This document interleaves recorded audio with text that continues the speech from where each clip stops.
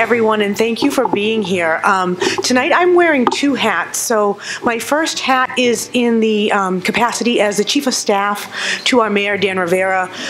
In addition to being our White Fund Speaker, Ms. Maribel is also a dignitary from the Dominican Republic. So I want to welcome her properly on behalf of the City of Lawrence and bring you our greetings and our sincere gratitude that you're here visiting our city in this capacity. We're so glad to have you here. Would you mind coming up for 1 minute? I'm just going to present you with some things.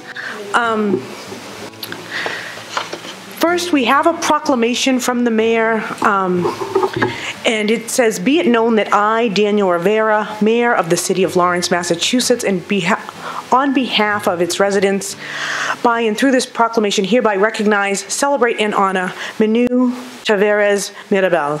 Whereas Manu Taveras Mirabal was born in, I'm going to say this badly. Ojo de Agua. Thank you. Ojo de Agua, Dominican Republic, and attended the University of Havana and Instituto Universidad de Investigación Ortega y Gasset. You did that so beautifully, thank you. And whereas Manu Taveras Maribel comes from a celebrated family of activists in the Dominican Republic who work selflessly towards the overthrowing of dictator Rafael Trujillo, and whereas Manu Taveras Maribel is the author of Mañana. Te escribiré otra vez. Beautiful, thank you. Which follows the life of her parents through their letters between them that she curated. And whereas Manu Taveras Maribel has served as a congresswoman for the National District in the Lower House and a deputy foreign minister from 1996 to 2000. And whereas Manu Taveras Maribel is on the forefront of women serving in politics in the Dominican Republic, leading the initiatives and bringing conversations on gender to the national agenda. Now, therefore, I, Daniel Rivera, Mayor of the City of Lawrence, officially recognize and honor Manu Taveras Maribel for being a continuous force of courage and resilience both in the Dominican Republic and in the United States. And furthermore, I set my hand and affix this seal of the City of Lawrence, Massachusetts, this 9th day of March in the year of our Lord, 2018. So this is for you on behalf of our mayor. So thank you and welcome. Thank you. Normally... So let's take a picture. Oh, please, yes, okay. With it.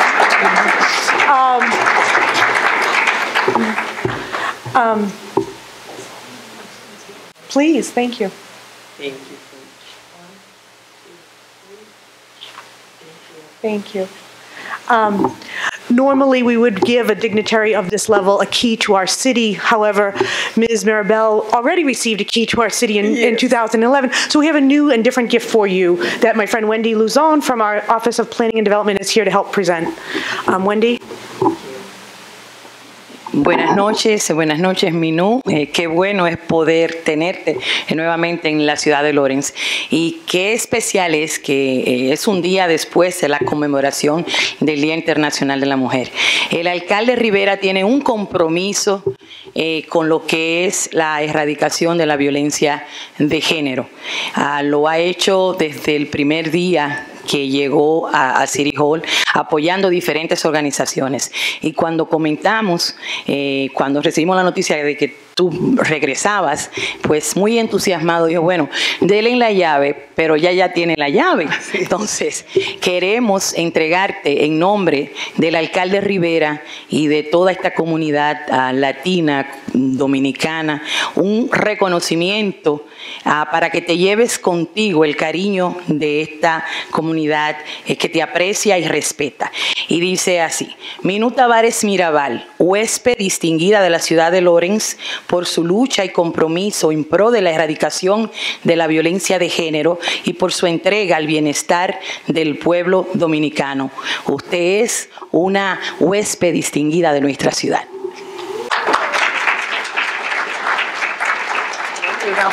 Una foto, ven. Otra foto. One more. Ven, agarra aquí. Sí. Sí. Usted va a decir buenas noches. Mira, minuto. Sí.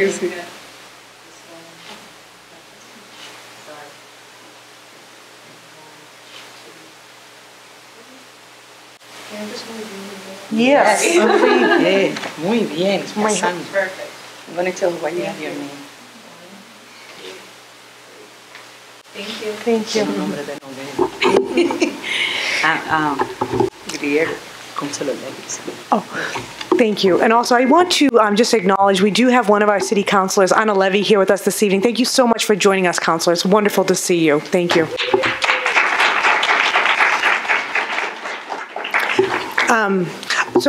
Thank you. And this is the proclamation. Actually, we wrote it in Spanish, but I couldn't read it in Spanish, so I had to read it in English. But at this time, I'm just going to switch hats and welcome you for joining us. I want to welcome our guests to our city, but I want to welcome all of you to coming to our lecture.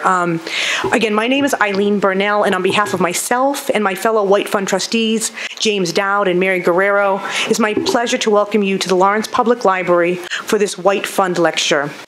The White Fund is a trust founded by the late Essex County Judge Daniel Appleton White, and the White Fund has been hosting a continuous lecture series in the city of Lawrence for over 150 years with the aim of enlightening the minds and elevating the character of the young of both sexes. And that Judge White, a county judge in New England in the 1860s, would specifically include young women when he talks about both sexes in his original declaration. It was a very progressive thing for him to do at that time. And it's something that's part of his mission that the White Fund trustees are very proud to fulfill. Tonight is actually our first White Fund lecture ever in Spanish, so it's kind of exciting evening for all of us too.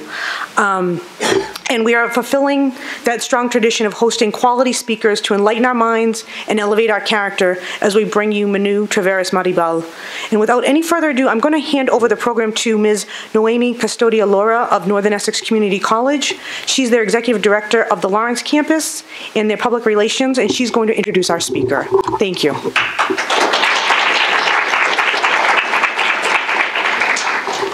Buenas noches a todos. Bienvenidos aquí a la biblioteca. Hi.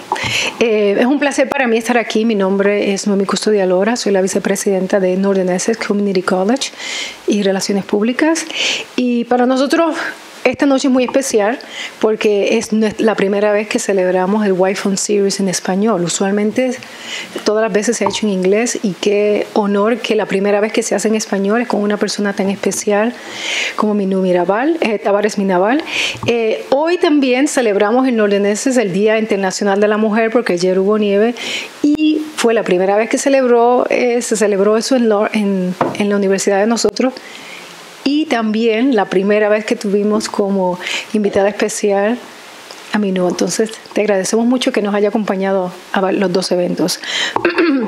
Ahora les voy a hablar un poquito sobre la biografía de ella para que sepan un poco más sobre su historia y después ya ella les contará un poco más. Minu Taveras Maribal, una política dominicana, primogénita de dos juristas e insignes luchadores por la democracia de la República Dominicana de la segunda mitad del siglo XX. Sus padres, Minerva Maribal y Manuel Aurelio Manolos Tavares Justo, y también es la sobrina de Patria y María Teresa Maribal. Licenciada en Filología Hispánica de la Universidad de La Habana, Cuba, con estudios de posgrado en Literatura Hispanoamericana y Lingüística Hispánica, así como una maestría de Alta Dirección Pública en la Institución Universitaria de Investigación Ortega Gasset, España.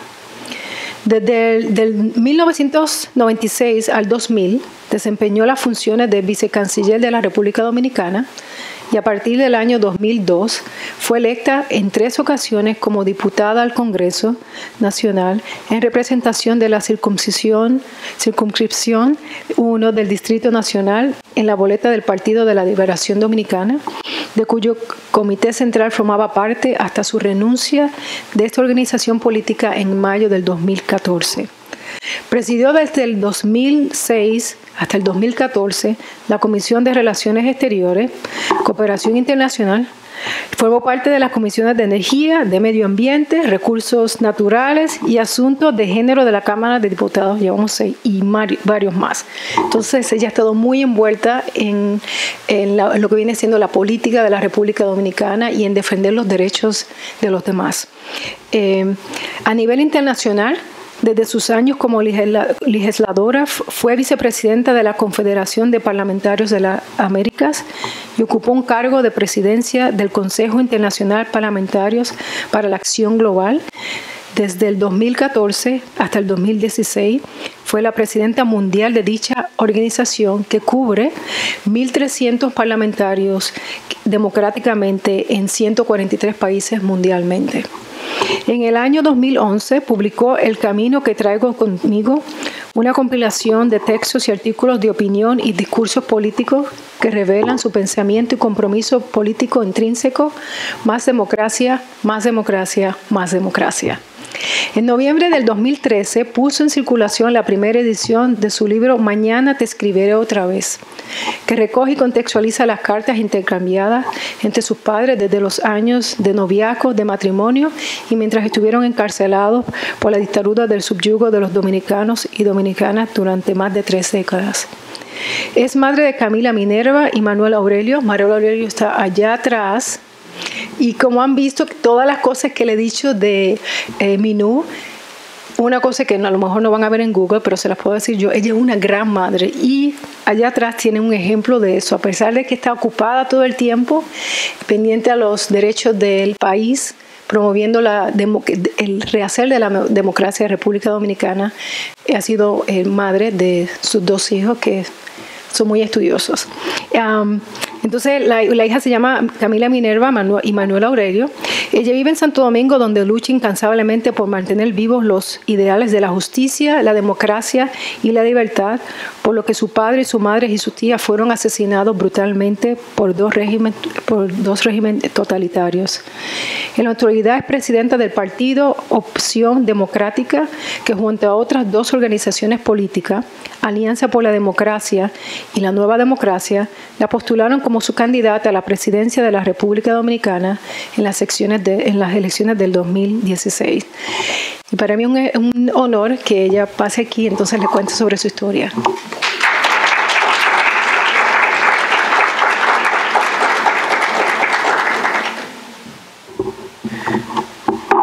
Hola, buenas noches a todas, a todos.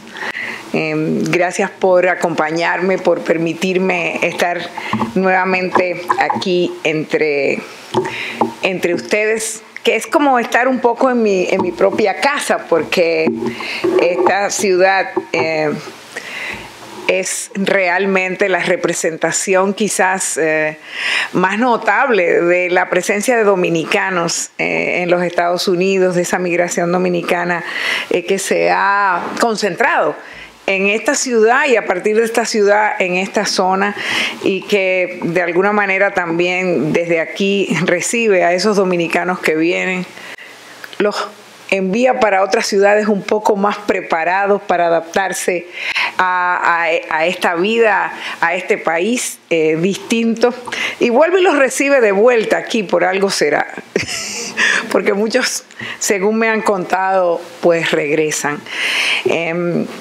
Yo realmente les agradezco poder compartir este encuentro, esta oportunidad de conversar de los temas que tienen que ver con marzo, que es no solamente cuando se conmemora el 8 de marzo, no se celebra, se conmemora el 8 de marzo, y que de alguna manera, poco a poco, esa conmemoración se ha ido extendiendo y se ha convertido el mes de marzo en el mes de la mujer. Qué bueno que haya tenido esa manera de crecer.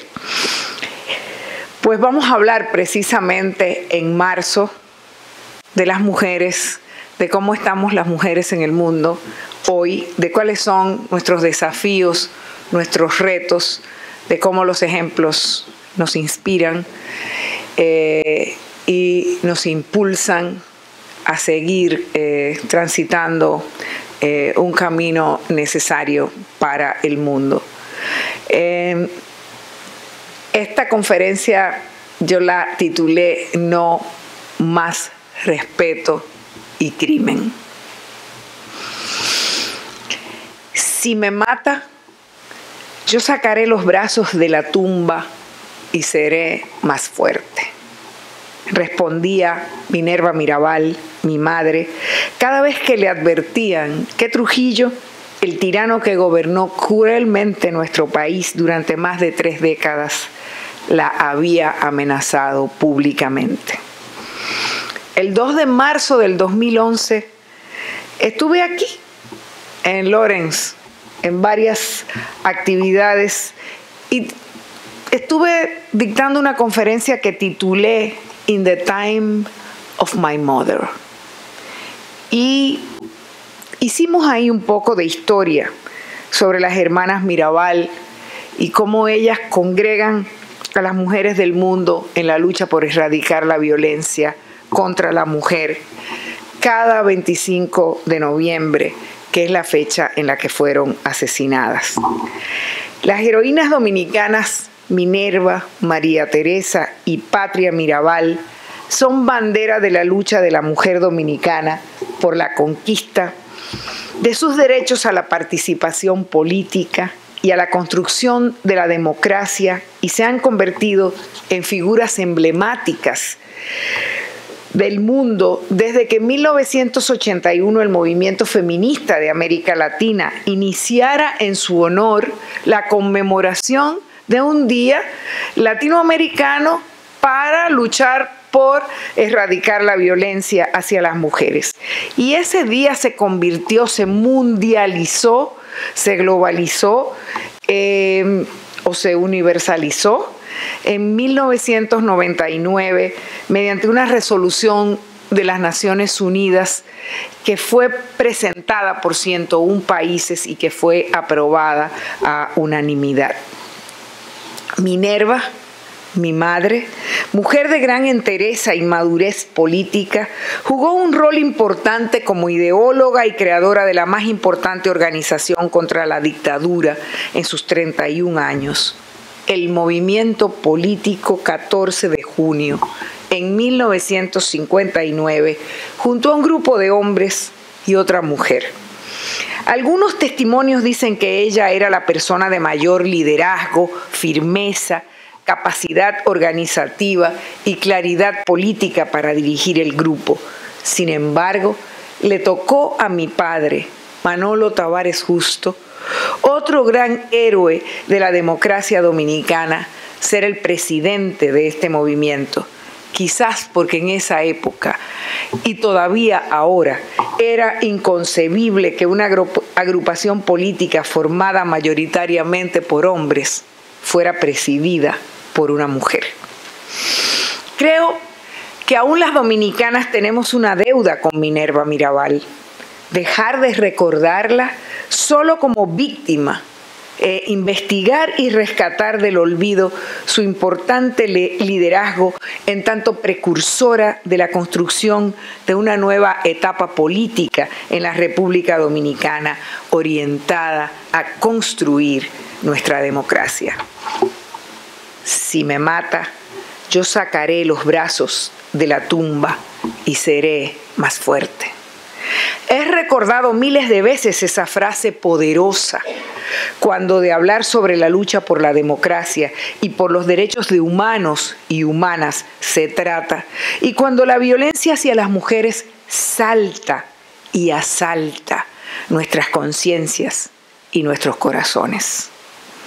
Me consuela siempre pensar que gracias a la memoria estamos hoy aquí, 57 años después, recordando cuánta razón había en esas palabras de mi madre. Y también me alienta saber que ella y sus hermanas Patria y María Teresa siguen vivas cada vez que su ejemplo deja de ser invisible y sirve para repudiar la violencia que todas las sociedades del mundo han ejercido y siguen ejerciendo contra las mujeres. Pero no puedo evitar sentir en esas palabras suyas una alerta cada vez que veo a una de nosotras desnucada por un trastornado que solo ataca mujeres, o asesinada a tiros en nombre del amor. Leo en esas palabras de mi madre una especie de llamado a hacer lo mismo, a demostrar que estamos hartas de que nos sigan maltratando, abusando, acusando y matando, a reaccionar antes, mucho antes de que nos mate la pena de vivir en una civilización que no nos quiere vivas. Y a demostrar que un nuevo sistema político y social es necesario en el mundo. Vivimos en una civilización, acabo de afirmar, la civilización del planeta Tierra, podríamos llamarla. Podríamos tener dudas, discrepancias sobre una serie de cosas con respecto a esa civilización.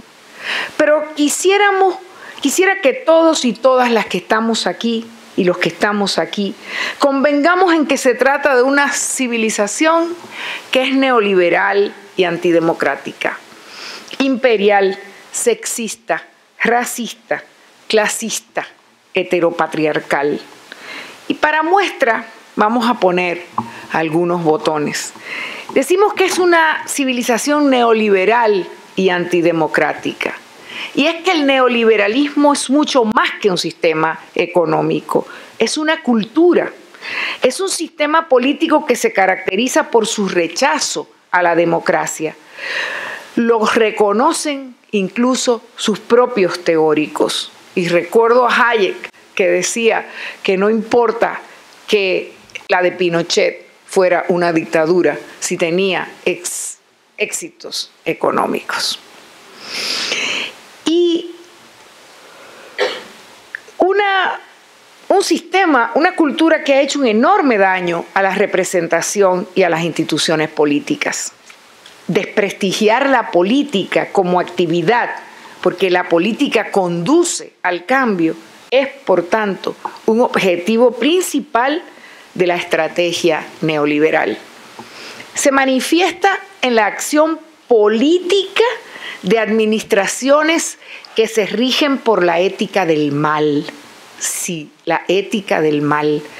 Esa que reina cuando no se sancionan ni las violaciones a los derechos humanos y a las leyes, ni los actos de corrupción, ni el clientelismo.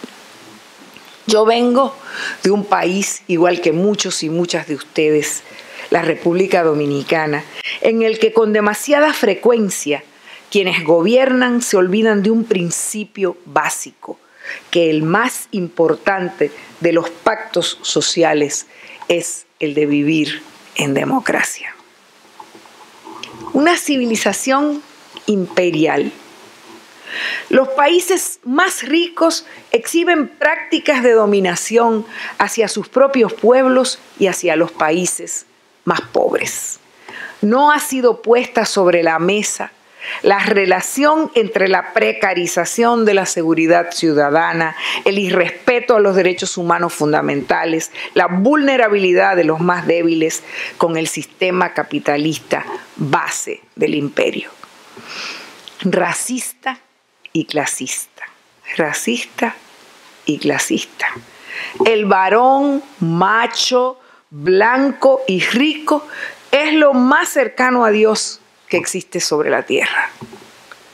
Sin discusión, todo el que no sea varón, blanco y rico, se le toma en cuenta severamente su modo de ser y su modo de actuar.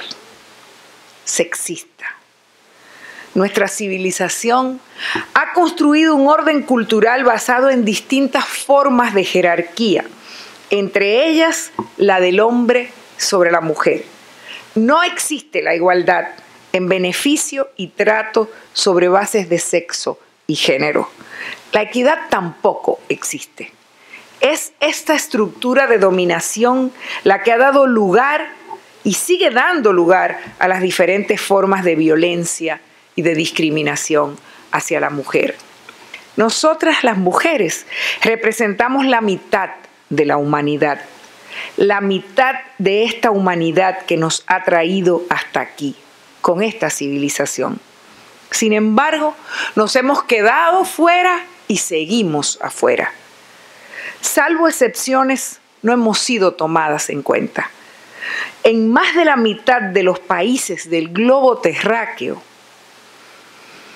ser mujer en la política, en la economía, en las ciencias, en la milicia y en los en los altos cargos religiosos no es posible. Y en el caso de los países es un desafío serlo en cualquier disciplina, desde los oficios domésticos hasta las bellas artes. Heteropatriarcal, una civilización heteropatriarcal. Porque la construcción cultural de la violencia contra las mujeres se cimenta en el poder patriarcal, ese que otorga supremacía masculina a los hombres sobre las mujeres y sobre todos los géneros. El hombre que golpea a su pareja, que viola a su hija, nieta, hermana, que acosa sexualmente a su compañera de trabajo, que persigue y mata a su ex esposa, ex novia, que agrede verbalmente a cualquier mujer, de una u otra manera, expresa el control que sobre las mujeres quieren ejercer los hombres. El sistema socioeconómico, con sus construcciones culturales dominantes, lo apoya y lo reafirma. Simplemente reconocer las diferencias no es suficiente.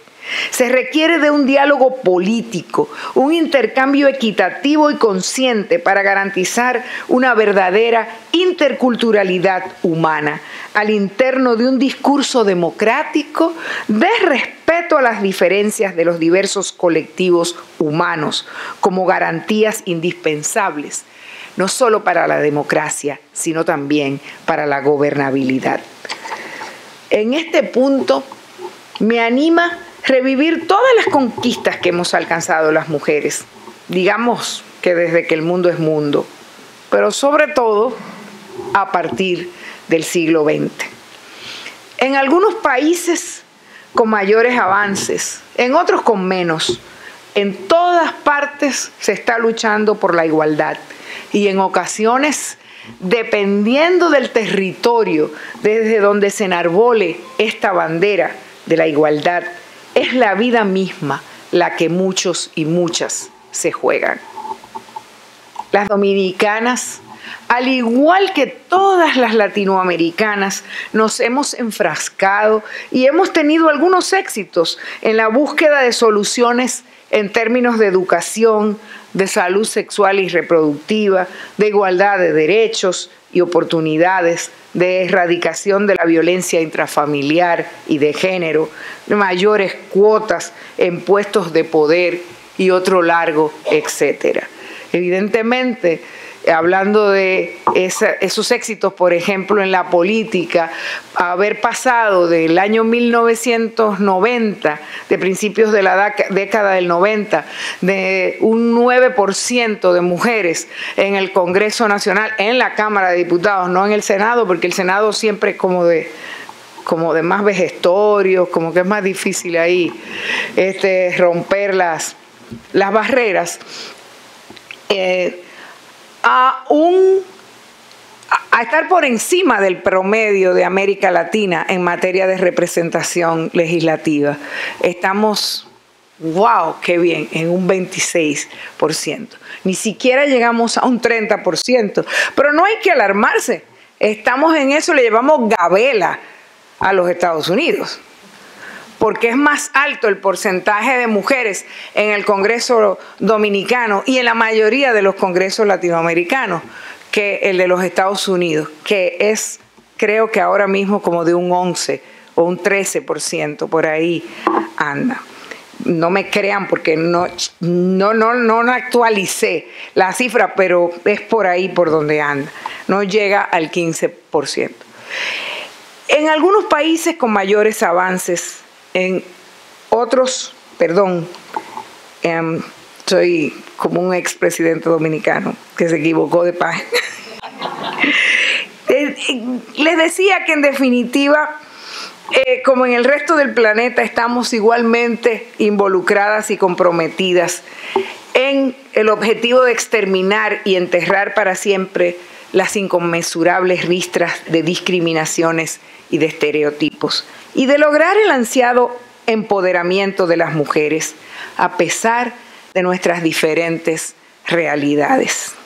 Estamos entonces ante la necesidad de una gran campaña no de un día, sino de 365 días cada año de activismo para erradicar la violencia contra las mujeres y las niñas, porque no son suficientes las buenas intenciones de apoyo a las víctimas, tampoco son suficientes los discursos ni las declaraciones de intención, que cada fecha, cada 8 de marzo o cada 25 de noviembre inundan nuestros correos, nuestros grupos de WhatsApp, nuestros Twitters, nuestros Facebook, nuestros medios de comunicación en general. No es suficiente.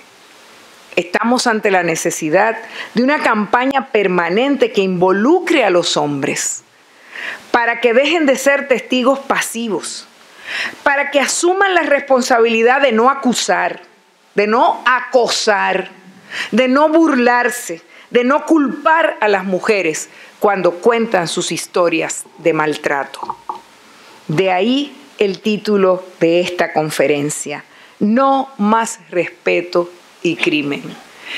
No más respeto y crimen. Basta ya de esa convivencia nefasta que lo mismo nos da el mérito que nos arranca la vida. Somos las mejores, las madres, la mitad de la población y las madres de la otra mitad nos dicen, y pareciera que debiéramos sentirnos orgullosas de eso. Y yo les confieso que a mí no solo me da vergüenza, me da rabia cada vez que me dicen eso. Cada vez que dicen eso y que creen que con eso están respetando a las mujeres, están protegiendo a las mujeres o están siendo simplemente complacientes con nosotras las mujeres. Nuestras conquistas nos permiten, a las que vivimos en democracia, si tenemos acceso a ciertas oportunidades, estudiar, desarrollarnos, escalar posiciones, entrar en el ruedo, luchar, pero al mismo tiempo cada 60 horas, en Italia, por ejemplo, una de las democracias más antiguas y firmes del planeta, asesinan a una mujer, una niña o una anciana. En Francia, más o menos igual. En República Dominicana, cada 36 horas hay una mujer asesinada, víctima de violencia de género. Y en Argentina, cada 30 horas. O sea, que se nos respeta al mismo tiempo que se nos elimina. Pero también es el momento de recapitular sobre el surgimiento de políticas que intentan revertir todas las conquistas que hemos alcanzado. Y eso lo estamos viviendo muy fuertemente en América Latina. Hay una corriente de retroceso tremenda, de cuestionamiento de todas las conquistas que hemos alcanzado. Por eso saludo la oportunidad de estar aquí conversando con ustedes, de pensarnos y de repensarnos. Desde todos los ámbitos tenemos que hacerlo. Tenemos que hacerlo desde las academias, desde los partidos, desde la política y, ¿por qué no?, también desde el género. Y para sacarle bien el jugo a esta oportunidad de que reflexionemos entre todos y todas, lo primero que debemos aprender es a no dejar de hacernos preguntas. Nunca, nunca debemos dejar de hacernos preguntas, porque las respuestas están y han estado ahí a nuestro lado siempre. La cuestión es saberlas ensartar, meterlas el hilo por el hoyo de la aguja, ensartar esas preguntas ensartar las respuestas con la pregunta precisa. Esa la que nos llevará a encontrar la respuesta correcta. Y vamos a hacernos algunas preguntas y a tratar de responderlas aquí. Primero, ¿entendemos las características del sistema en el que estamos viviendo? ¿Qué estamos haciendo frente a la pérdida de derechos, a los peligros de la maximización del rendimiento, de la producción ilimitada, del control generalizado y de sus caminos fatales hacia la desigualdad y hacia la pobreza. Nuestra lucha tiene que encontrar el punto de encuentro entre la protección social y la emancipación. O seremos respetadas, se nos darán méritos, muchas destrozaremos el techo de cristal, muchas derribaremos las paredes y pisos pegajosos, muchas podremos llegar a viejas sin haber sido asaltadas sexualmente, pero no mejorarán las cifras de crímenes con sexo femenino, los feminicidios. Tenemos que fijarnos, enfocarnos en la estructura de la sociedad en la que vivimos, apuntar a ella, desmantelarla. Tenemos que enfocarnos ahí, en las bases del sistema. Las mujeres no somos seres privilegiados, empezando porque no tuvimos el privilegio de nacer hombres. Pero sí estoy convencida de que las mujeres somos las más habilitadas para decir que sí podemos permitir que se abra el nuevo sentido de lo posible y pensar la razón del común, del todos y todas. Y pensarlo desde las prácticas alternativas, porque solo eso nos permitirá esbozar una nueva razón para este mundo tan en crisis en el que estamos viviendo. Necesitamos crear una nueva economía donde las mujeres y los hombres tengan las mismas oportunidades y se les pague lo mismo.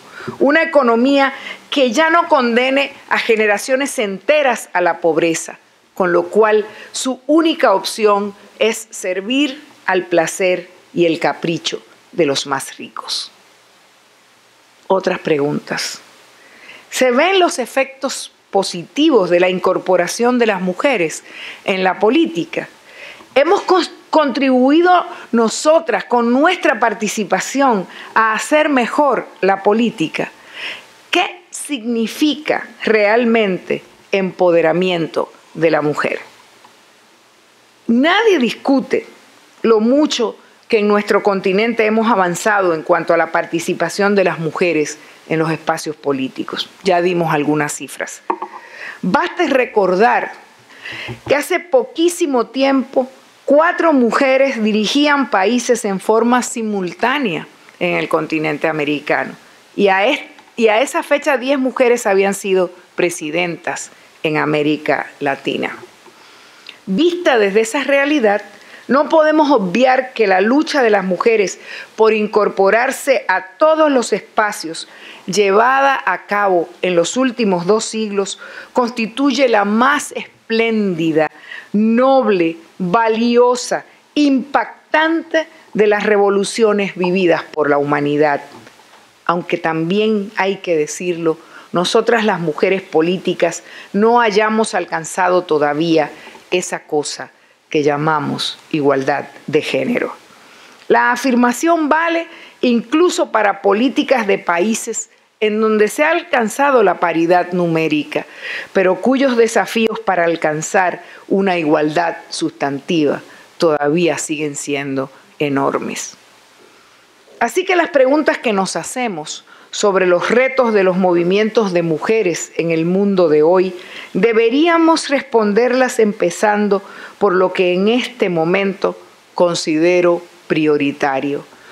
No desvincular nuestras reivindicaciones como mujeres de nuestras agendas nacionales y continuar infatigablemente las luchas por la inclusión en la sociedad y en los partidos políticos, donde el trabajo es bien cuesta arriba.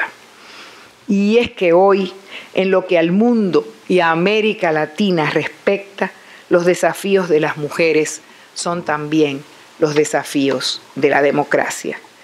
De modo que pensar y gobernar un mundo a la macha, como ha venido ocurriendo por milenios, habla muy mal de lo que naturalmente somos realmente capaces de hacer las mujeres. Transmitir nuestro saber, lo cual es cimiento y sostén de toda comunidad civilizada en cualquier rincón del planeta.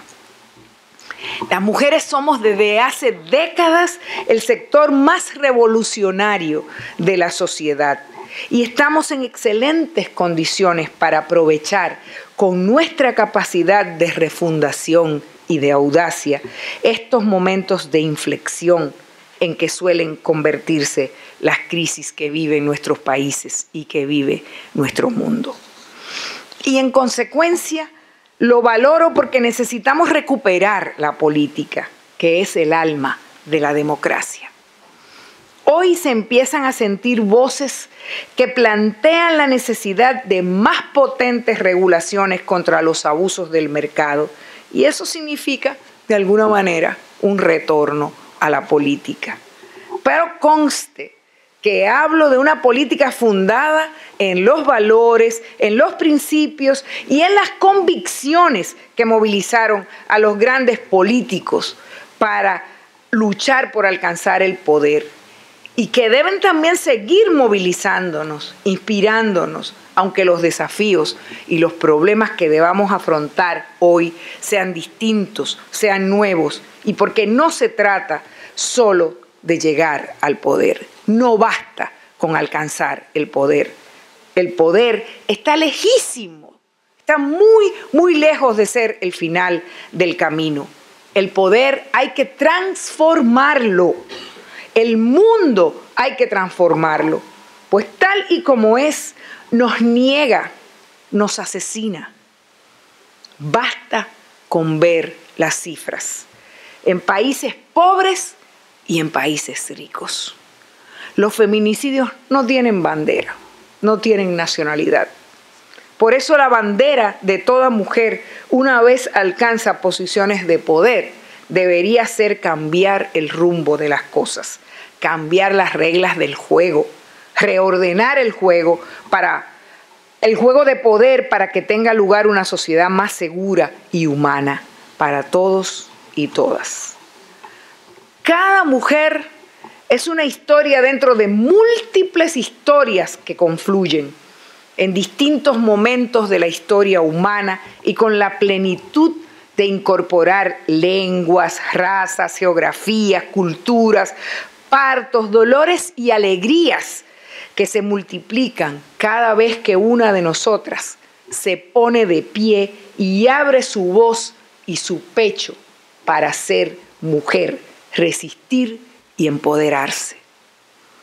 Pero conste también que empoderarnos no consiste en que a través de alguna fundación o alguna ONG se le entregue a las mujeres máquina de coser. Eso no es empoderarse, ni que le enseñen y le den algunos pollos y huevos y conejos para que los críen y supuestamente los ven. Cuando estamos hablando de empoderamiento, no es de eso de lo que estamos hablando. El verbo empoderar se deriva directamente del acceso y el ejercicio del poder. Empoderar viene de poder, y el poder que pesa, que importa, es el poder político. No nos olvidemos jamás de eso. Y empieza, como decía antes, por entender que nuestras agendas pendientes son las mismas, exactamente las mismas de un planeta y de toda la raza humana en crisis. ¿Cuáles esas agendas? ¿Cuáles son esas agendas de la humanidad, de este mundo en crisis? Simple.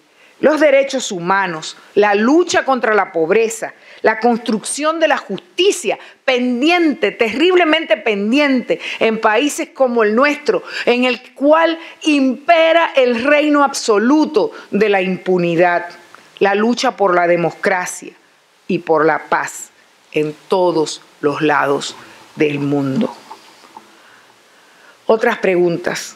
¿Cómo afrontar las viejas y nuevas formas sofisticadas de violencia para el control de nuestros cuerpos y el cercenamiento de nuestros derechos?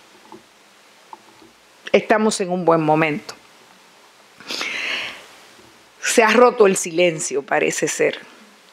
Nos estamos atreviendo a hablar Y el mejor ejemplo está en la prensa de todos los días. Y no solo en la prensa seria, a donde aparecen las noticias sobre las mujeres asesinadas o golpeadas, o donde aparecen las luchas por las reivindicaciones de las mujeres, por la igualdad o por la participación política. No, están apareciendo en la revista People. Están apareciendo en las secciones sociales, de cine, de artistas, de telenovelas, etc. Ahí están apareciendo. Los movimientos Me Too, Denuncia a tu puerco o Time's Up, así lo indican. Y son un buen indicador. Pero no son un indicador de que de pronto están ocurriendo estas cosas y que las mujeres al fin nos atrevemos a decirlas. No. A mí particularmente lo que me indican estos movimientos es que estas cosas, estos abusos sexuales hacia las niñas y las mujeres siempre han ocurrido, pero que es ahora que están saliendo a la luz, con ayuda del valor de esas niñas y de esas mujeres y con la existencia, claro, de las redes sociales. Pero denunciar sirve de poco cuando el sistema no tiene, como por ejemplo en China, ni siquiera una definición jurídica de en qué consiste el acoso. Si no se sabe lo que es el acoso, si no está definido cómo se combate, no hay manera de hacerlo.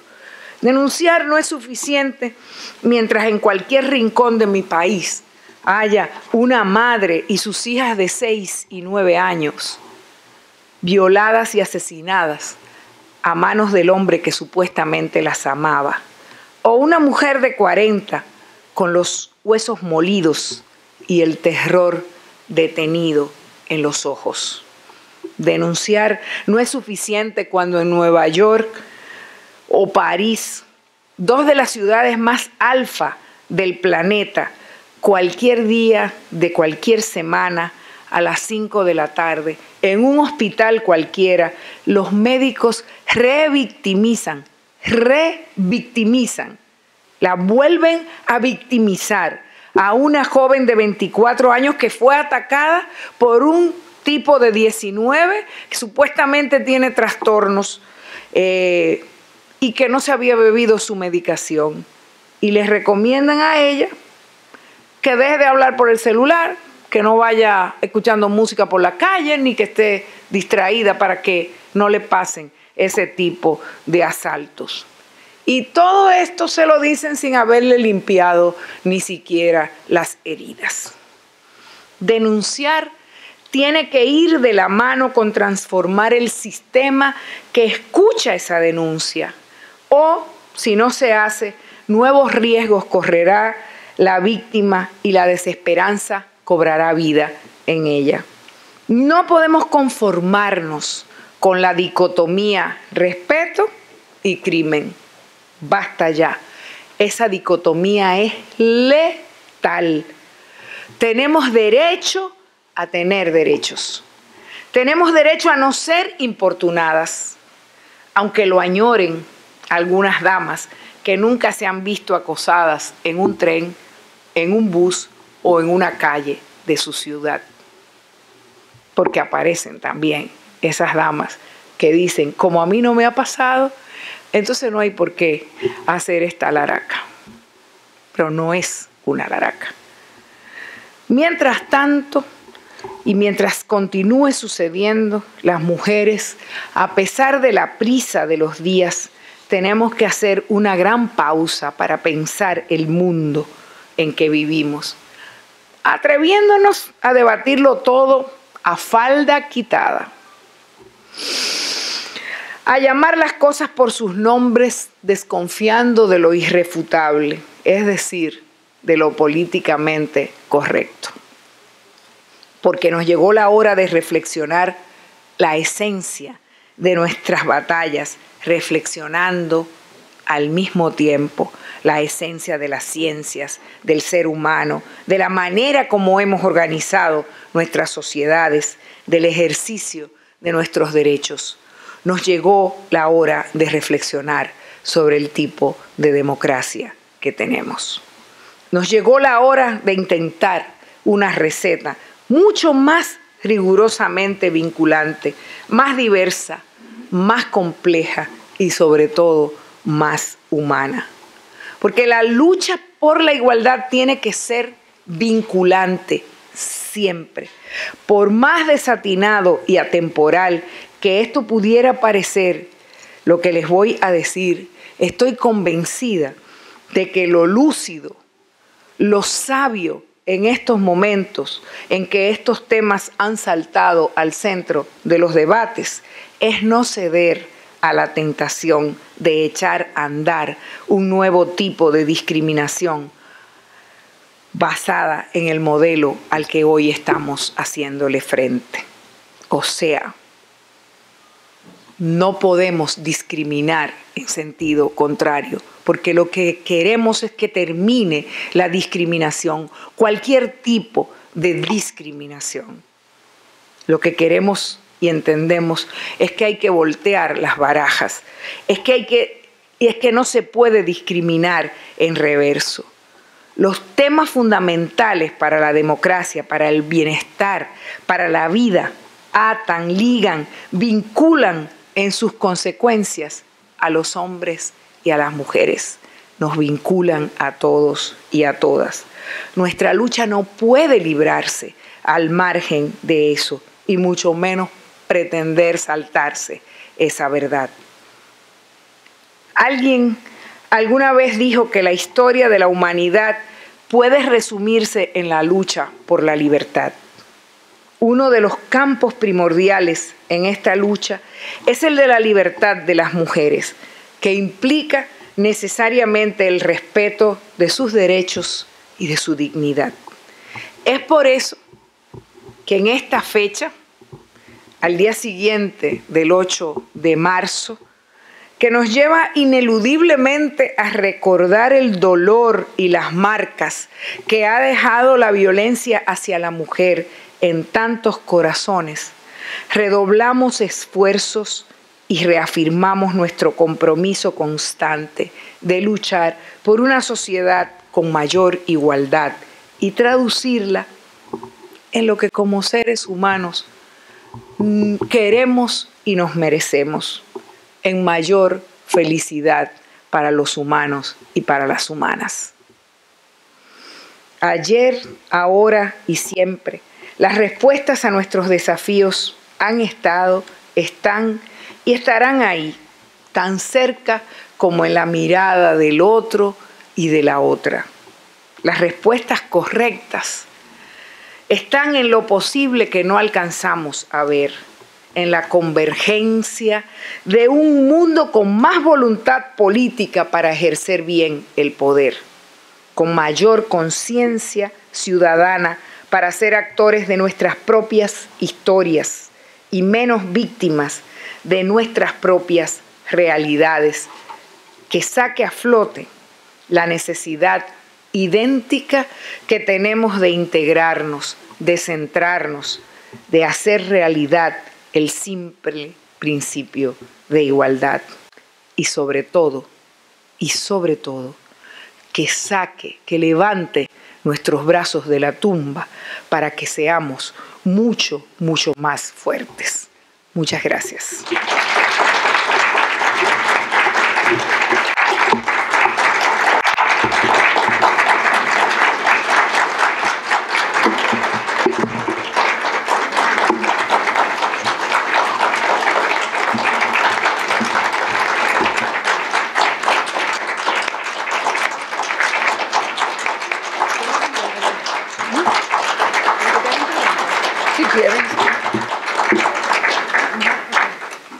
Ok, entonces esta es otra parte emocionante. Si quieren hacerle preguntas a Minú, aquí hay un micrófono acá, o si quieren, levanten la mano. Pueden venir acá si quieren. A menos que hable alto y lo escuchen atrás. Ok. Hello. Hablando sobre el control que tiene que tomar la mujer en la sociedad, quiero hacerte una pregunta sobre Santo Domingo. He estado viviendo en Estados Unidos hace mucho tiempo, pero Desde pequeño mi mamá me enseñó que la mujer se valora.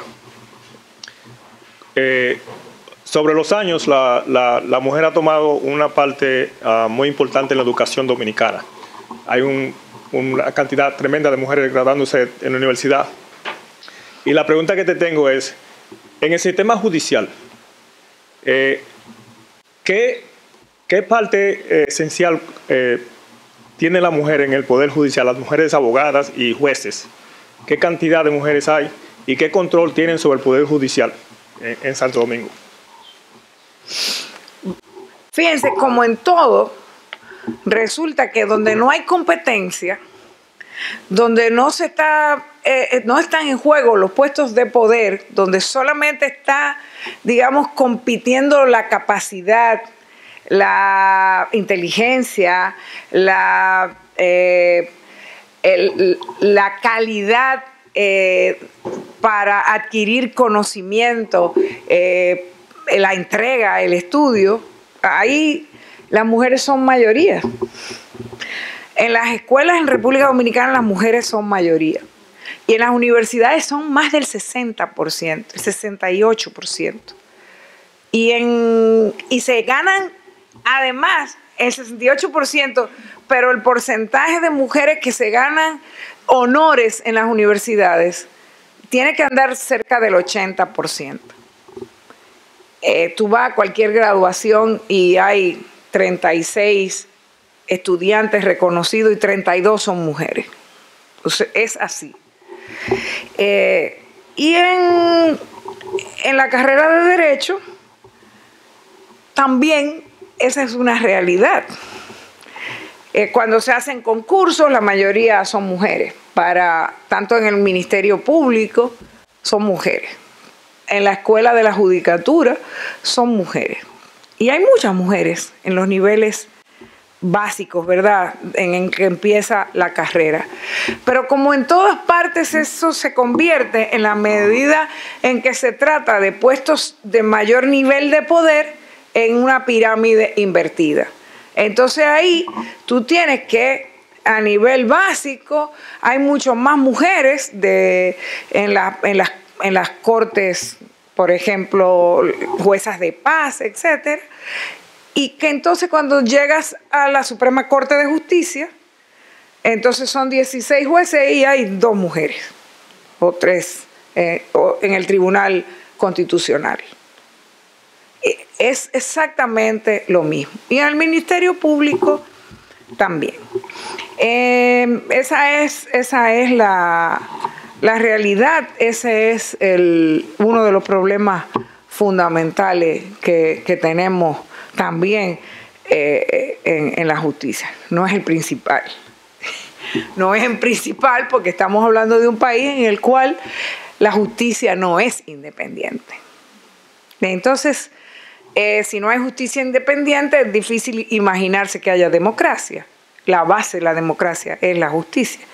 Y es una de las 3 patas de la mesa que constituye la democracia: la justicia independiente, la separación de los poderes y la celebración de elecciones libres, limpias y competitivas. Bueno, en la República Dominicana no se cumplen ninguna de las 3, y por eso yo digo que lo que tenemos como reto es construir democracia, no es refundarla o no es mejorarla, no ha habido democracia. Entonces hay que construirla. Y por eso es que estamos hablando de que son grandes esos retos.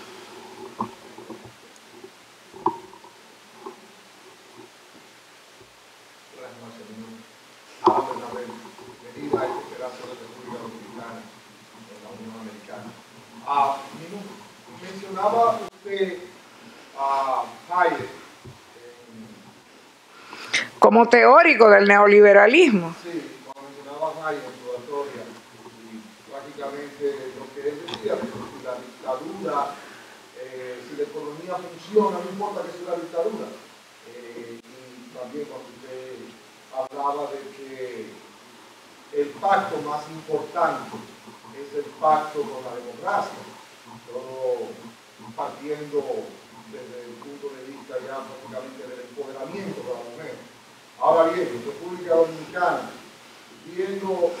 tomando la criteria de que nosotros no hemos tenido una democracia, ¿considera usted que tomando la mujer una mayoría, tanto en la Cámara, en ambas cámaras, la mujer esté en la capacidad de hacer esa anhelada democracia, esa democracia que los dominicanos nunca hemos, hemos probado? O sea, hay mujeres en República Dominicana con el temperamento de una dama de hierro, por ejemplo, y hacer lo que hay que hacer.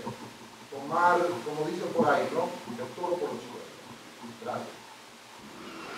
Mire, yo voy, Alan, a darte una respuesta que quizás les pueda sorprender un poco. Porque yo no quiero que en la República Dominicana haya una dama de hierro. Espero que nunca haya una dama de hierro en la República Dominicana.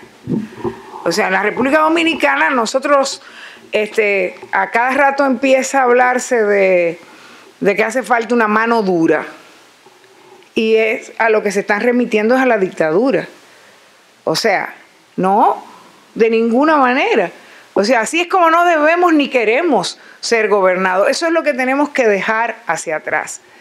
Y como la democracia no ha existido en la República Dominicana, no la tenemos, y lo peor es que estamos viviendo en un momento en que, como decía antes, con un sistema, con una cultura neoliberal antidemocrática que repele la democracia, el desafío es aún mayor.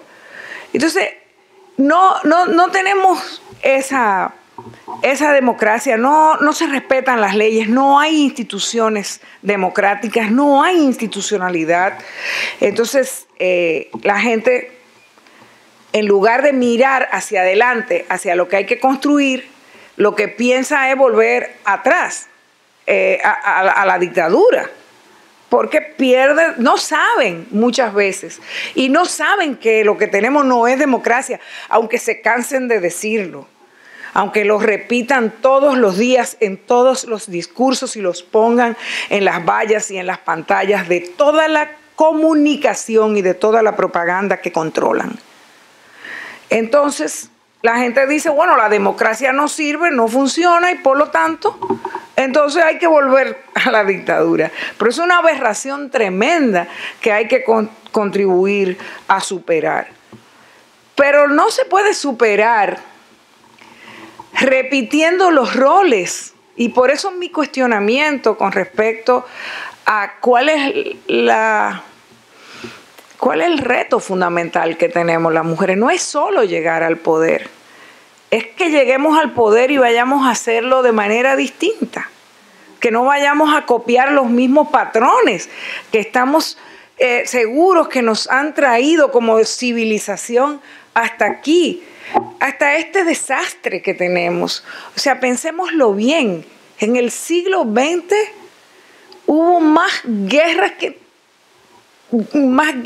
terribles que mataron más seres humanos que en toda la historia anterior de la humanidad.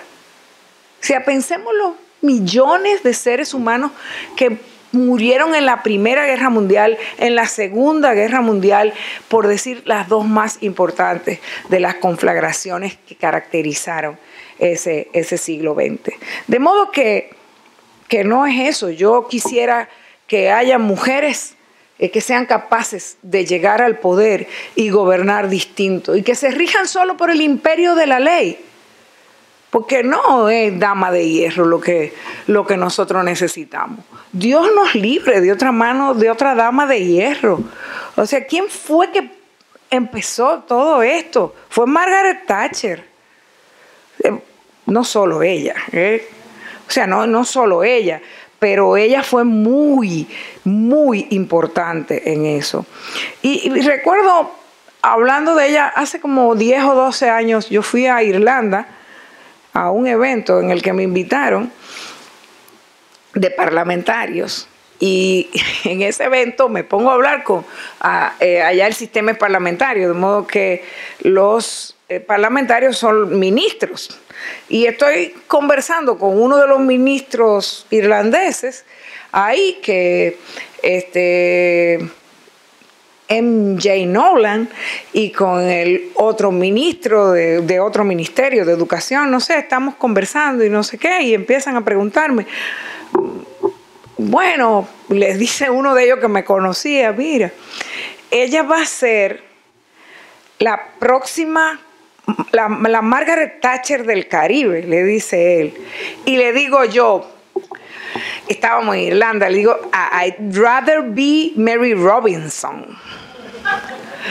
Entonces se quedaron impresionadísimos porque yo no lo sabía, pero Mary Robinson estaba detrás de ellos y entonces la fueron a buscar a hacerle el cuento.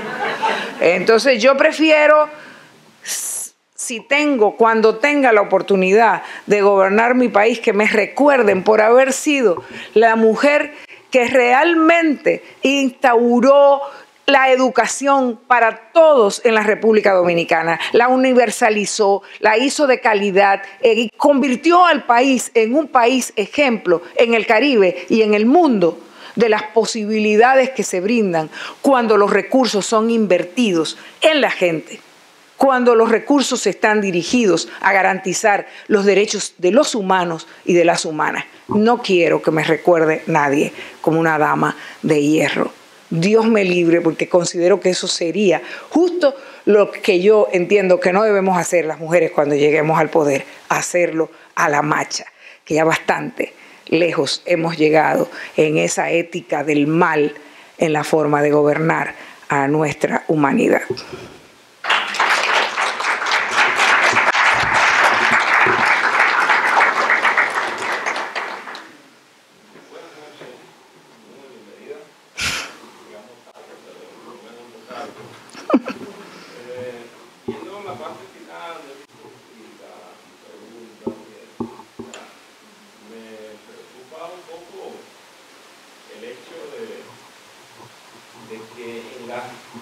la refundación de nuestro país y en la instauración de una nueva democracia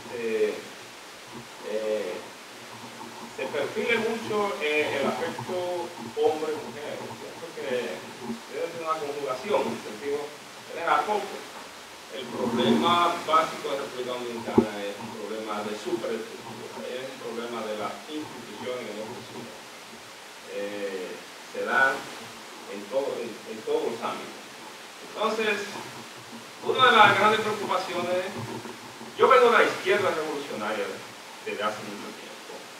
Batallamos por todos lados, fuimos mucho a Ojo de Agua a celebrar los aniversarios de las hermanas de Abad y anduvimos el país de punta a punta en una y mil batallas. Y uno de los elementos que me preocupa es el problema de la unidad y el liderazgo de las fuerzas alternativas. Ya vimos la pasada elección que el conjunto del ala democrática, compuesto por usted, Guillermo Moreno, Frente Amplio, tuvieron dificultades en ponerse de acuerdo en impulsar un eje democrático común. Entonces, mi cuestionamiento, mi pregunta va en esa dirección. ¿Cuáles son los elementos que imposibilitan, que dificultan a los grupos democráticos y del ala democrática conformar una fuerza unitaria que pueda representar de manera con cierta contundencia, con cierto liderazgo, el pensamiento más democrático y más avanzado de los dominicanos? Sí. Bueno, yo pienso que hay toda una primera parte de su intervención de la que yo hablé durante toda la conferencia. Si quiere, porque no voy a repetir la mayoría de las cosas que yo dije, pero sí quisiera aclarar que yo no hablé de una nueva democracia. Yo no hablé de construir una nueva democracia, yo hablé de construir democracia. Democracia, y además hablé de construir democracia en el sentido más clásico y lo definí desde el punto de vista bastante clásico, ¿verdad? De lo que se considera la democracia. Yo creo que realmente la riqueza que tiene la democracia es precisamente que que es un sistema que está en permanente evolución, en permanente construcción. O sea, lo que eran las demandas para la democracia hace 50 años, hace 100 años, han estado pasando como los derechos humanos, ¿no? De derechos humanos de primer piso, de primer nivel, de segundo, ya vamos de tercera generación más o menos. Y con la democracia pasa eso mismo, y esa es su riqueza, y eso hace que la democracia sea hasta ahora el más, digamos, el más perfectible de los sistemas de gobierno o de organización que se han inventado, que se ha inventado la humanidad. Creo eso. Efectivamente, en la República Dominicana no funcionan las instituciones de la democracia precisamente, y de eso también hablamos. Y el tema de la unidad es un tema que está muy, muy presente. Es decir, yo he vivido eso, es un tema recurrente.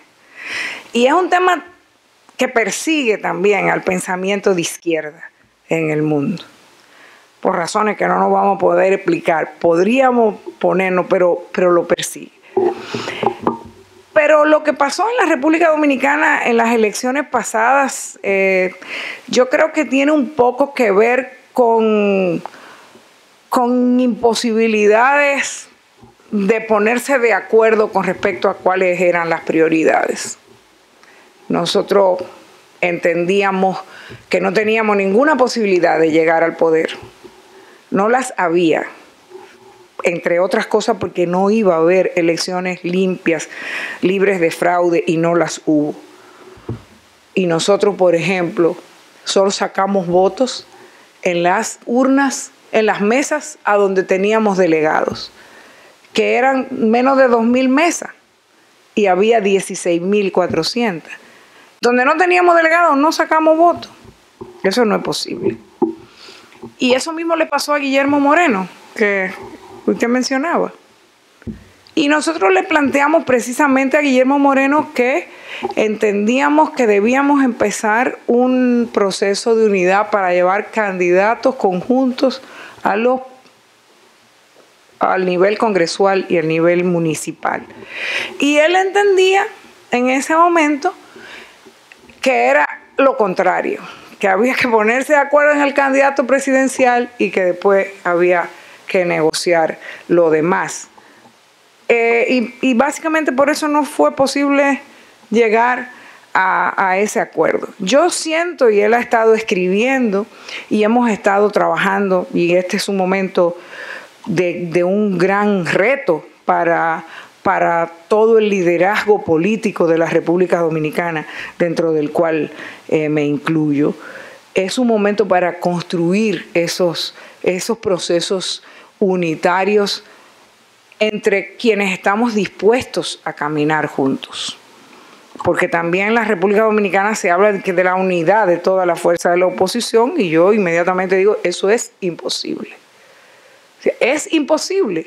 Yo estoy en un espacio trabajando, luchando, porque en este momento se garantice mejores condiciones, debieran garantizarse las condiciones, pero estamos conscientes de que es difícil y que estamos tratando de que se garanticen condiciones para que se pueda participar en las elecciones del 2016, del 2020, porque lo que pasó en el 16 hace imposible cualquier participación con un partido que lo controla todo, que soborna a todo el mundo, incluyendo a los miembros de su propio partido que están en otra facción, que compró a 100 legisladores. Yo no sé si hay ejemplos como ese en la otra parte del mundo, pero ese es uno de los más escandalosos. 100 legisladores para cambiar la Constitución y permitir la reelección, y que ya están hablando de cambiarla otra vez, por la vez número 40. Entonces, no es posible la unidad entre todo el mundo. Yo no voy a ir aliada a unas elecciones con un partido que defiende como el más prestigioso líder de la de los militares dominicanos a un asesino de varias decenas de héroes nacionales, incluyendo a mi papá, que no ha pagado condena nunca. Entonces yo puedo estar trabajando con ellos para que una lucha común para garantizar condiciones para que haya un sistema electoral y un sistema político que medianamente funcione para la construcción democrática. Pero no es verdad que no podemos ir unidos para hacer un gobierno juntos, porque no pensamos distinto, porque no estoy dispuesta ni estamos dispuestos en Opción Democrática, que es el partido que yo presido, de ir unidos con nadie que no tenga un compromiso en la lucha contra la impunidad y contra la corrupción en la República Dominicana. No lo vamos a hacer, porque eso, ¿para qué? Para llegar al poder a hacer lo mismo, como decíamos antes.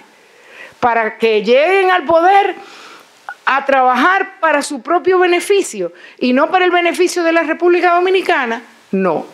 Ahora nosotros estamos en este momento construyendo esos caminos y hemos iniciado una serie de conversaciones, una de ellas con Alianza País y con otros partidos con los que nos estamos reuniendo y con los que estamos construyendo asfaltando ese camino para allá. Yo voy para Nueva York el domingo y voy a ser la oradora principal de un acto que está organizando Alianza País y Opción Democrática. Y yo creo que así es como tenemos que construir eso, y estoy segura que podremos hacer y llevar adelante una experiencia diferente de cara a los próximos torneos electorales. Ahora yo le voy a decir algo, mira, ahí podía ir unido todo el mundo en el 2016. Todo el mundo, y nadie iba a ganar esas elecciones al PLD, y todos lo sabemos, y eso es una realidad, que es la realidad contra la que tenemos que luchar. Entonces aquí hay que no solamente tener oposición, me gusta que usted haya hablado de alternativas, porque es realmente lo que falta en la República Dominicana es la oferta de alternativas. Tal vez debiéramos poner 2 o 3 preguntas juntas y yo contestarlas todas para...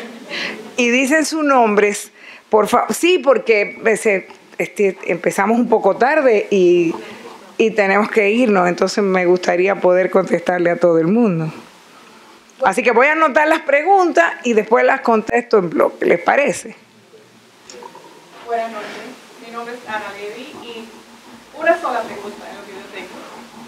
¿Cree que nuestro país pudiera estar preparado en el 2020 para tener una mujer presidente?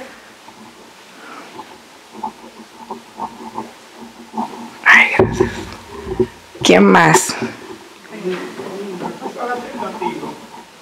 Yo cada vez que voy a hacer todo domingo trato de dialogar con el campo, municipio, del área de Montecristi, la capital Santiago.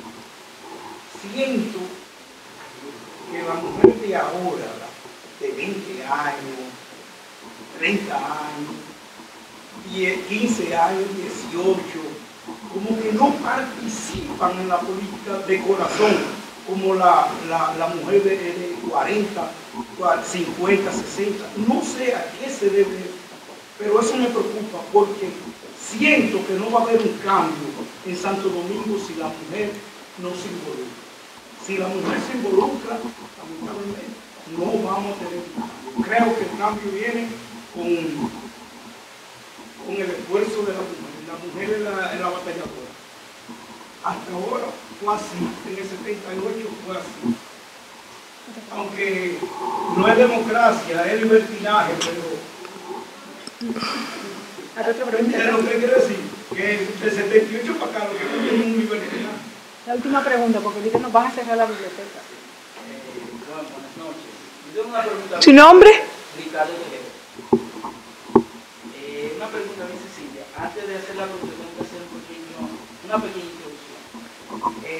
Me he dado cuenta, eso yo lo estaba conversando hace un tiempo con mi madre. Básicamente tengo una perspectiva de que entiendo que la mujer puede tener un liderazgo con diferencia particular. Mi madre me crió desde los 11 años, a raíz de que mi padre falleció a esa edad. Y básicamente quien ha tenido todo el control, vamos a decir, sobre mi forma de ser hoy día, mi madre. Yo me he dado cuenta, ella y yo estábamos los otros días conversando, y a raíz de que vi esta actividad quiero hacer esta pregunta. Nosotros nos pudimos conversar y hablábamos de cómo los libros educaban a los jóvenes. Es decir, cuando nosotros veíamos los libros primero de inicio de educación, como decían papá, mamá, la función de papá y mamá. Es decir, la mamá regularmente en el libro especifica que es la persona que se encarga de criar y de cuidar al niño. El padre sale a producir y a trabajar. Nunca se ha trabajado. He visto que siempre dentro de cada gobierno, para básicamente cubrir la imagen, la encargada de educación y principalmente en la área de educación siempre es una mujer. Pero no he visto que se ha trabajado, no sé si hay una propuesta dentro del Congreso donde reestructure el trabajo de los padres sobre los niños. ¿En qué me refiero? En que yo ahora me pregunto, pero venga acá, no hay un libro de educación inicial, por lo menos, donde especifique de que la madre puede servir de liderazgo y de ejemplo para el hijo o la hija. Siempre es el padre la imagen dentro del niño. Nunca se ve la madre como una guía, sino se ve como un soporte. Como que yo te doy de comer, pero quien te da la idea y el liderazgo es tu padre. Pero hoy día, no sé por qué sucede, pero eso lo veo generalmente no en Estados Unidos o en Santo Domingo, pero es a nivel global. Ok, hay una sola pregunta, tiene que ser chiquitita, porque...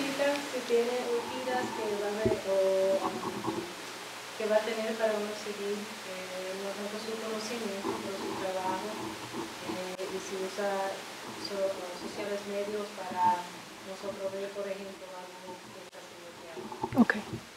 Gracias. Esa fue la última pregunta, ok. Sí, la República Dominicana, ¿cómo no? Está preparada para ser gobernada por una mujer. O sea, yo esa preocupación nunca la he tenido. La gente puede votar perfectamente por una mujer, vota por las mujeres, ha ido votando cada vez más, y en las encuestas que se han ido haciendo, las respuestas suelen ser que les hacen esa pregunta, y ha ido subiendo desde el 2002, cuando se hizo, por ejemplo, la primera encuesta, una de las primeras encuestas que miden el estado de la democracia en la República Dominicana.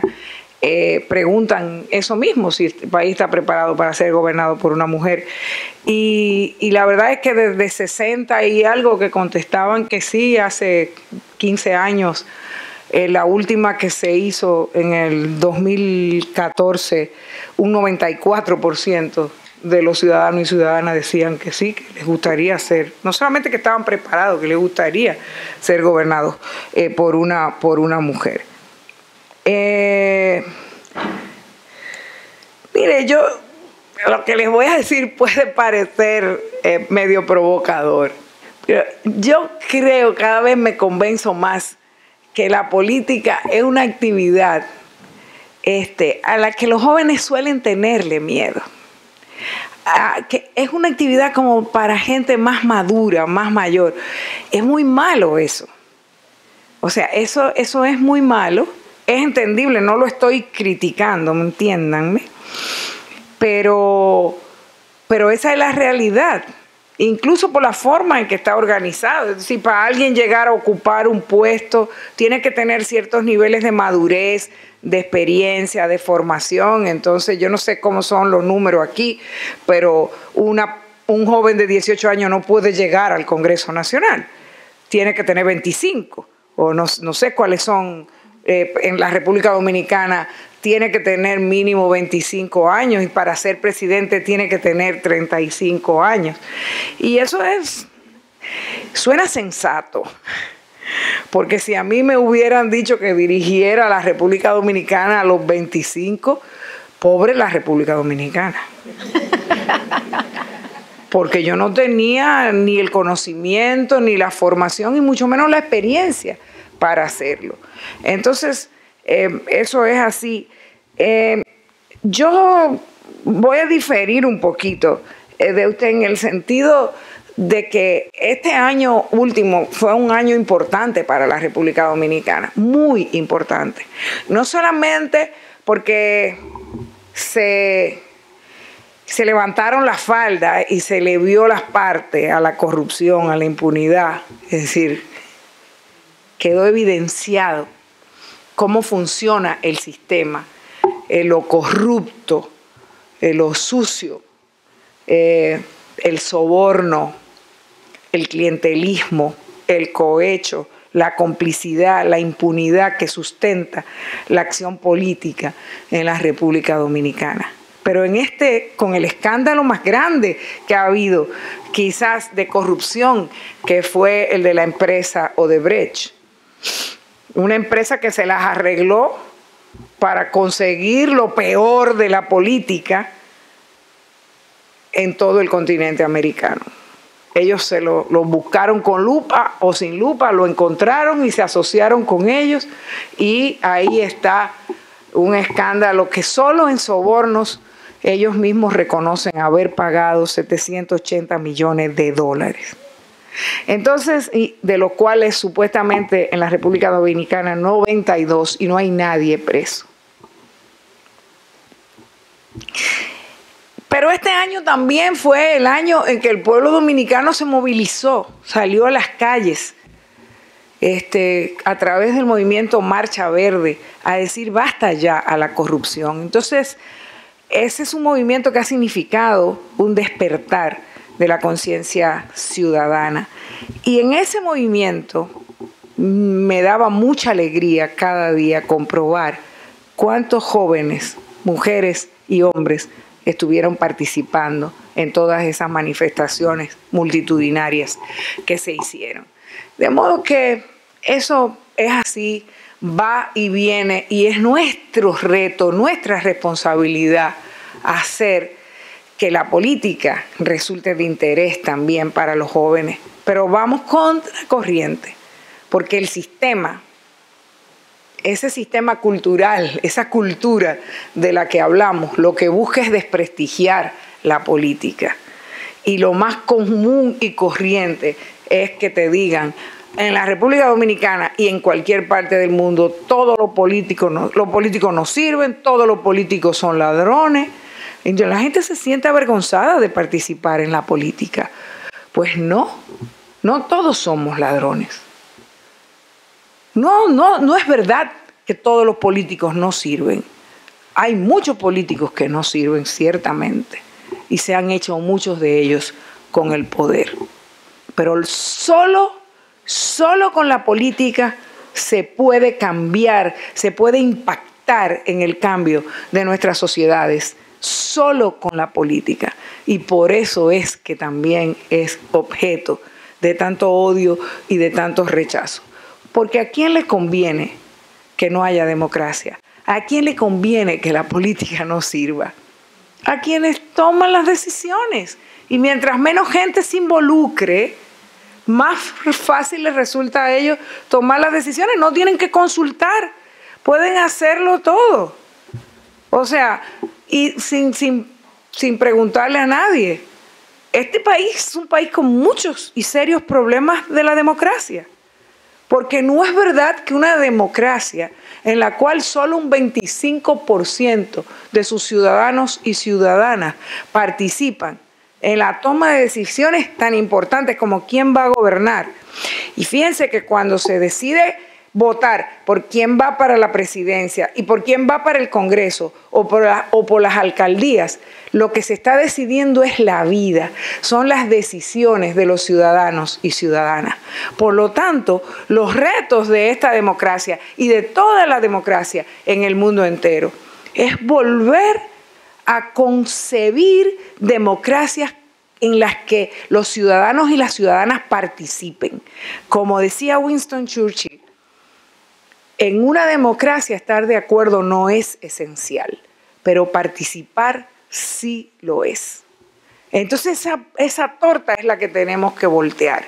Y cuando seamos capaces de hacerlo, se entusiasman los jóvenes. ¿Ustedes saben cuántos jóvenes andaban detrás de Bernie Sanders? Eran jóvenes la mayoría que andaban. Entonces algo pasó. ¿Qué conexión se dio entre esa juventud y este político que no es joven? O con Obama en su primera campaña. Es decir, logró conectar con los jóvenes. Es difícil, es muy difícil. Es un reto grande que nosotros mismos tenemos, porque formamos parte de una generación incluso. O sea que yo le tengo que decir a mi hijo que me ayude a veces a resolver el tema del celular, o que no encuentro cómo, no sé, que cualquier cosa de que se conecte bien con el wifi cuando me muevo de una terminal a otra del aeropuerto. Entonces, tenemos que, pero los jóvenes de hoy andan alejadísimos de la realidad y metidísimos en lo virtual nada más. Tú te juntas, o sea, hay nada más que ir a un restaurante y ver la gente junta en una mesa y todo el mundo con un celular. Entonces, ¿dónde están? No están ahí, en esta realidad. Están con alguien que probablemente está comunicándose con un tercero por el otro lado.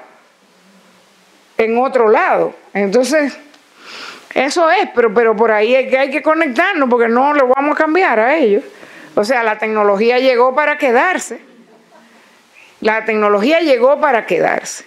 Y nosotros tendremos que remar durísimo para ver cómo llegamos y cómo logramos, a través de esos medios o de otros, conectar con esa generación que tarde o temprano va a tener que aprender que lo que pasa fuera de los celulares les afecta también sus vidas.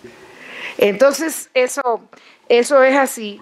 Y bueno, Ricardo, lo último, Ricardo, la verdad es que yo espero que no haya que publicar más libros, a donde lo que se ponga como ejemplo es una madre